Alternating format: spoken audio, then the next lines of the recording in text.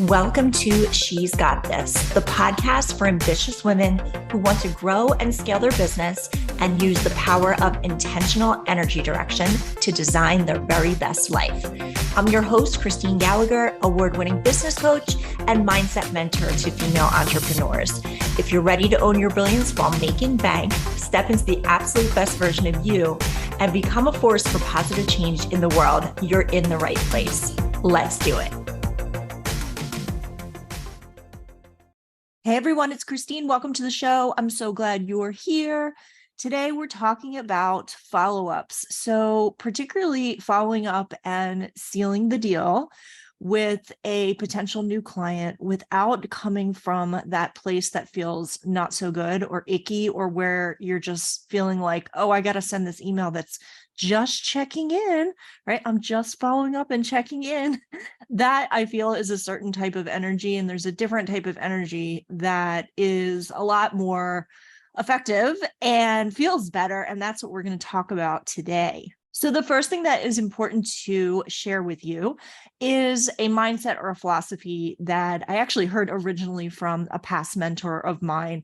And she used to talk about things in terms of, here's my table. So the energy is basically, I've got this table set up and it's up to you, the potential client, to come and decide if you want to be part of my table or not, if you want to come sit down. So throughout the whole process of, doing the little dance with clients or potential clients and seeing if they're going to sign up, there's this space and rhythm that's very intentional for how we respond to people, so that we're not bombarding them with too much information or feeling like we're ever pushing them at any time, or feeling like we're going to bug them or do the whole, I'm checking in on you, have you decided yet, right? So it's more like, I've got this table set up. If you're not ready, that's cool. You can go back and just keep hanging out with us. But it's not my job to get you to sit down at the table. And that, I have found, is a very powerful sort of energetic flip that sets up your leadership for the rest of the time that you're going to have with your client in whatever program it is. So I've noticed that no matter how clients come in, it sets up that sort of energetic dynamic for everything.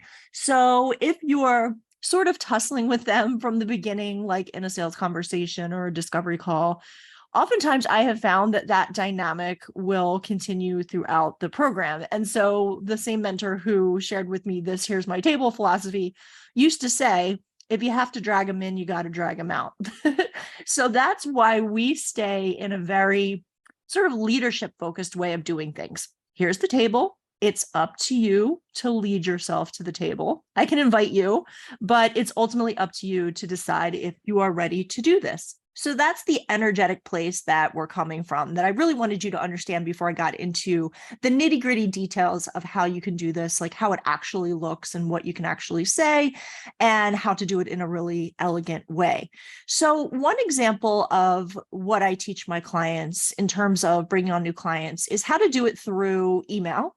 So there's lots of ways to bring on new clients. There's lots of ways to market. There's lots of things you can do, summits, webinars, challenges, email campaigns, all of the things. But for today's topic, I wanted to give it in terms of the process that we often use when we're enrolling clients via email.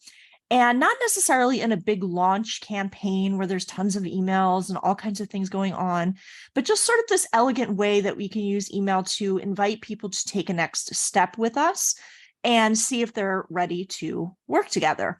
So the framework, one of the frameworks that I use with my clients is this idea of this enrollment process being very easy breezy. And in that enrollment process, typically there are 3 steps. So the first step is getting people to raise their hands to let us know that they're interested. So typically we will elicit that through an email. So at the end of the email, we ask them if they want more information or if they want the details or if they want to find out about next steps. And then the second step would be to reply to their interest, right? If they raise their hand and said, yes, I'd like more details, or yes, I'm interested in working together. We then qualify them typically. So what this means is we just ask a couple of questions to make sure they're a great fit for the program that we're enrolling for. And then the third step is actually inviting them to the program, which again, you can do in lots of different ways. Some people send people to a sales call, some people send them to a sales page. In our process, a lot of times what we're doing is sending a very simple invitation letter. So again, people raise their hands to say they're interested. We ask them some questions to make sure it's a fit. Then we give them the invitation if it is indeed a fit. Now, you'll notice that there is not a lot of opportunity for things to go off track. So in a sales conversation, typically when you get on a discovery call to find out if somebody is a fit to work with you and vice versa, there is a lot of space to sort of meander all over for people to get into their stuff, for you to sit there and be answering objections. Sometimes this can go on for 60 to 90 minutes. So with this process, instead of these 3 simpler steps, if people have objections or questions, they will bring them to you. And if people have essentially, what we say is awesome questions, we're enrolling people who are ready to sign up now. So there's not a lot of chance for things to meander all over. It's very point A to point B process. So all of it is set up in the energy of, here's my table. Do you want to come sit at my table? So that's the energy throughout all this. You're not pushing them. You are inviting them every step of the way. And we do that because it's about maintaining the energy of, you're coming to me. I've got the table set up. It's up to you if you want to come sit, right? So there's a rhythm that we're not pushing, that we're not forcing. It's a lot more elegant. It feels a lot more empowered. So let me give you some simple examples in terms of follow-ups. So the first way we might be following up with someone is following up to the qualifying questions. So let's say they answer qualifying questions that you have for them and it looks good and you're ready to send them the invitation. So that's one scenario. The second is that people could get the questions from you and then have some questions about the questions. And so we're not going to get into every special case here because you'll figure it out as you go. But for example, let's say that there was a program and it had an audience requirement for the program. So not all of the people that I work with need to have a certain audience number to do what we do. But let's say with this particular program, we want people to have a certain number of people already on their email list and their audience in order for us to work together the most effectively. So let's say they have 200 people on their list. You or an assistant can ask, okay, 200, what is your open rate? How responsible are your people, etc. So it's about, do we have what we need here? Are they qualified and are they the right fit to get results? The third possibility is that they go silent, right? So this happens when, of course, you're new to the process, right? And a hand raiser can go out, hands get raised, but they get the qualifying questions and then they go silent. So if that happens, we want to figure out why the person went silent. So once you get your messaging dialed in and your qualifying questions dialed in, you won't have crickets anymore. You won't have a mismatch, right? So if people go silent, we want to reach out to them. And sometimes it is that they just got busy. So how do we actually follow up and sort of ping them? We don't say, hey, just checking in, right? Because that puts us into this sort of energy of pay attention to me, right? Like you're poking them. And a lot of times there are sales trainers out there that will teach you to do it that way. And honestly, it's like, no one likes to be poked, right? There is such a thing as following up too much. We want to make sure that we don't have that pushy energy. So it may be okay in certain contexts. It's not a bad thing necessarily to be somebody who follows up. But again, with this energy we're coming from, this here's my table, setting the table energy, this is a bit different. We want to find out what happened without having to do this just checking in thing where we feel like we might be bugging them or poking them. So instead, we do it like this. If a person goes silent after we send them qualifying questions, you could write back something like, hey, I never heard back from you, ... question mark, right? Wondering if I made the questions too hard, smiley face. Now, something like that is very much my personality. Like I would probably say something like that just to be kind of jokey and kind of light. Or you might say something like, I never heard back from you. I'm wondering if you're still interested in X, and X being the result that they said or that they showed that they were originally interested in, right? So there's a way to do it without feeling like you're chasing somebody. There's a way to do it to stay in sort of that elegant flow. So for example, if you were to think about doing it in a way where you mention the result that they originally said they were interested in. You might say something like, I'm wondering if you're still interested in signing up more of your 5-figure clients without having to do tons of funnels and webinars, right? That might be one example. Another way that I've done it is like, hey there, I'm just sending a courtesy love nudge because pre-enrollment ends soon. Did you get busy? Smiley face, right? Now that last one is probably the most questionable because deadlines are useful, but really what we're doing there is we are kind of taking the focus off the program, and really who cares if pre-enrollment ends soon. But if it's relevant to your situation, it might be a good way to have a reason to reach out and mention that that is happening. If you send out some sort of message that was a hand raiser to get people to say that they're interested and somebody raises their hand, you could reply, I'm so glad you reached out, and then the being whatever result or criteria they we're interested in. We're enrolling for the next round of XYZ program. I'd be happy to send over details. Before I do, we do have one more step, which is just a few more questions for you. I'll post them below. None of these are automatic no's. They just let us know where you are in business and if we can help, right? So we're setting the stage. We're letting people know, I just have a few questions. The reason why we're asking them is to make sure that we're a good fit. And, here they come. And so this not any automatic no's piece is really just to show them that they don't need to be intimidated about answering the questions in any particular way. It's really truly about, is this a fit? So I gave an example a minute ago of a type of qualifier that we might use, which might be something around their audience size for particular programs where we're working with people who are at a different stage than a brand new person. For example, let's say that the program we're enrolling for is for people who've already been in business for a little while, and we might quantify that by asking about where they are in their business in terms of revenue. So it might be, are you already at the 75K mark in your business? And then in parentheses, I might put, if not, it's all good. Just share your current income level. So that type of question makes sense for somebody like me, who's a business and marketing coach who needs to know where the client is in their progression throughout their own business. Are they brand new? Are they more established? Are they ready to scale? That type of thing.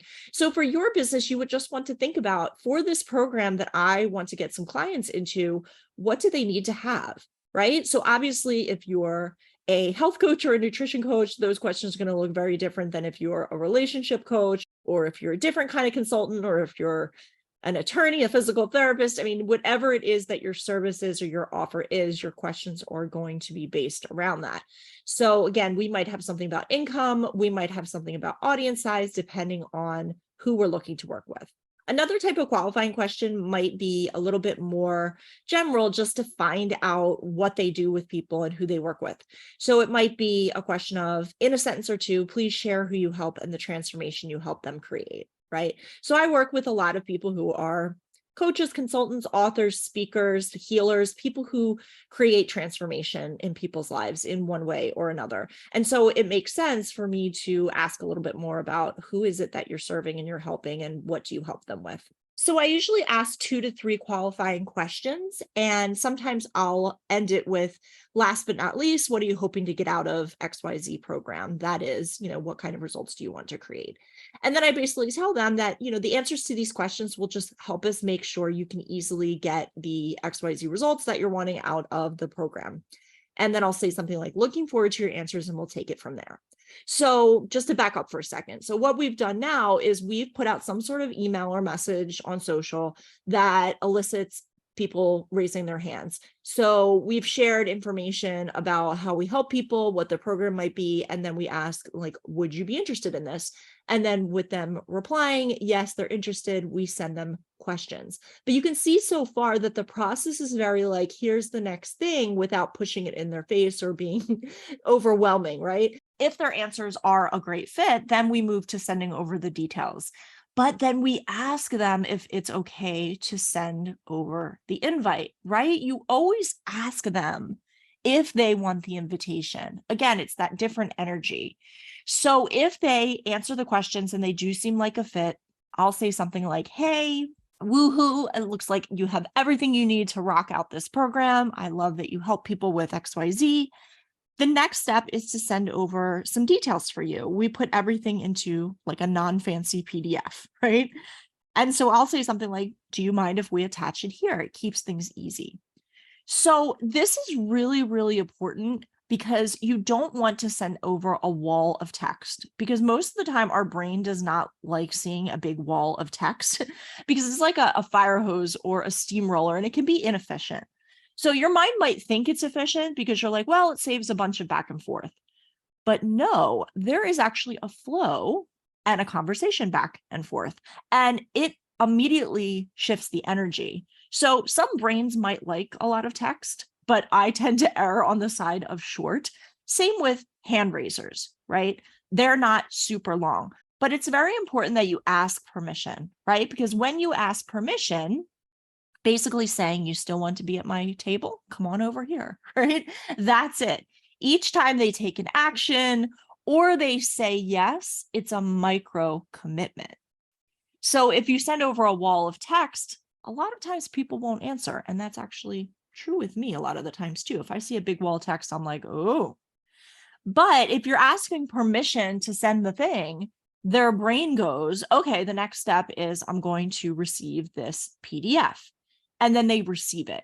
I like a PDF because my people are often used to like a fancy, flashy brochure and a flashy web page, right? I like a PDF, right? You want a PDF or a text file or a document because you are in an exchange with them in your inbox or the messenger box. And in my mind, that space is a nice closed container. And it's like you're sitting there next to them on the couch, right? So it's kind of like you don't want to break that field by sending them off into another page. Now, I'm not saying you can't send them to a web page. You can. It's not like it never works. But the reason we do things the way we do is it does help to keep things nice and cozy. And there is a real intimate type of feel that's created. It's kind of like, here's your personal invite.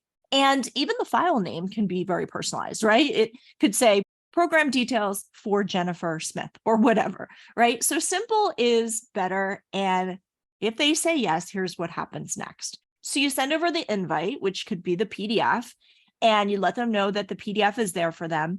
And then you can tell them after reading, let me know if you're in, you're out, or you have a question. Right now, if there is authentic urgency, you can put it in there. You could say something like, PS, we only have 10 spots and people are rolling in right now. But don't, of course, say you have a limit on spots if you don't. But you could remind them of things like, okay, we have these savings and we have these bonuses and those are good for 48 hours, right? So you want to make sure that they know that if there is some sort of urgency going on, that they have that. And really, this is for them to help them in their decision making. So if they say that they are in, yay, what you can do is you can reply, I'm so excited for you. You're going to be so well equipped to rock this program out. It's going to be a lot of fun, whatever it is, right?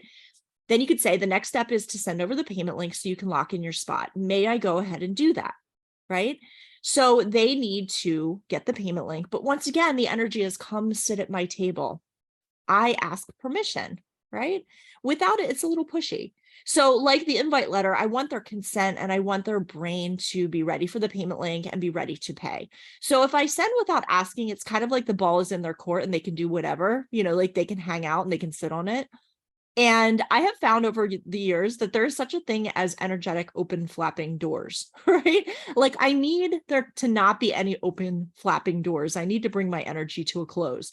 So I can't be sitting there, like holding the field, and the team can't be holding the field when it's time to move on to something else. So again, how we lead in the beginning is how we set the stage for the rest of the relationship. So people need to abide by the deadlines right up front, right? And that is true with the payment as well. So again, it gets their mind prepared. Okay, the payment link is coming and they're ready to receive it and take action on it. So some of the stuff is very sort of subtle ninja stuff, right? Right? And no one is going to ask you, why do you keep asking permission at every step? Right? And if someone ever did, the answer is simple. We don't want to fire hose you. And honestly, this is more respectful this way, right? So we send over the link. And after that, this part is really important as far as the energetic flapping doors, right? We would say something like, hooray, here you go. After putting it through, please circle back here so we can close the loop and my assistant Natalie can follow up with all the things. I'm excited for us to work together, right? So notice I'm not saying, please do it within 24 hours, right? Then you're kind of back to pushing and control. So the point is made. We're not going to leave this loop open. And so after they pay, you can send them something like that. So then once they pay, you can send them something like this. It could be from you, it could be from your assistant, whatever makes sense. But it might be, thanks for circling back and letting us know you're all set. We're so excited to get started with you. You should have received an email that explains how to get access to the members area and the Facebook group for the program. For now, mark your calendar and block off approximately, 2 hours for the following call times, and you list the next calls that they're going to have with you, or however you're doing it. And then we'll say, keep your eyes peeled as we'll be sending out more information on next steps soon. So that's one scenario there. Now, what if you don't hear from them after you send the invitation letter? Again, this is something where you can be really casual and light about it. And you can say, hey, I haven't heard back from you. I know you're super busy. Have you decided to put X result on the back burner, right? We're filling up and the investment is going up. So I'm reaching out with a loving nudge, right? So again, you don't have to do this at all. Like if somebody goes silent after the invite letter, your state of mind might be, okay, they changed their mind. But you could also just make sure that they received it, that they're still interested, and you can remind them that there are only X number of spots or the offer's going away or whatever it might be. But this can all be done in sort of this elegant, friendly way where it doesn't feel pushy and like a weird energy. Another way you can put it is, hey, I was just wondering if you're still considering X, and X again being what it is that you're offering as the result. And you could leave it at that. You could say, hey, I haven't heard back from you. There's 2 spots left and I expect to fill them today. I thought I'd give you one more opportunity because you reached out several times, that type of thing, right? So again, it's up to you, the energy and sort of the wording and how it feels, but I'm giving you examples that to me are just very much more simple and not pushing or poking. Now, what if they go silent after you send them the payment link? This is very rare. This pretty much does not happen, but you could send something like, hey, it's Christine, I'm circling back. We sent the payment link over last week, but we haven't seen it go through. Would you still like to join us to XYZ, right? Let's say it's a program where I'm teaching people how to get people enrolled into a 4-week front-end program. I might say something like, would you still like to join us to enroll more people in your 4-week program? ? Now, if there are deadlines involved, sometimes people will ignore your deadlines and it's okay. They're on a different timeline. So timing is a thing. There is not that energy of, like on a sales call, there might be this energy of you have to decide right now while we're on the phone, right? But sometimes someone will subtly push back on the deadline and you want to look out for this. So sometimes they'll sit on the letter and you can decide what you want to do. In this case, if they go silent, you usually want to acknowledge it. So it creates a boundary, but to me, it's also very expansive. And to me, the whole process feels more elegant. And it's a game changer. And so I hope you can see how it takes you out of sort of some of those energetic snags and things that can happen on a sales call. It's more like, are you in or out type of energy, right? I personally work best with hard deadlines, with boundaries that are under control and none of this extra stuff. I'm not wired that way. And if you begin to work with more and more clients in bigger groups, it's also not manageable, right? So it's more of an elegant process where you are in control. The energy is, here's my table. The energy is asking permission. And the feeling is never that I'm chasing this person or I'm pushing this person to do something. And for me and for my clients who also follow this kind of process, it feels so much better. Thanks so much for listening. If you enjoyed this episode, I would love it if you could leave me a review on iTunes or share it with someone else who would find it helpful. To stay connected with me, please visit shesgotclients.com and sign up for my email list at the bottom of the page. Or feel free to share this episode on your Instagram and tag me at Christine G and I'll repost you. I would love to share this with as many people as possible. I love you. Until next time, keep shining your light.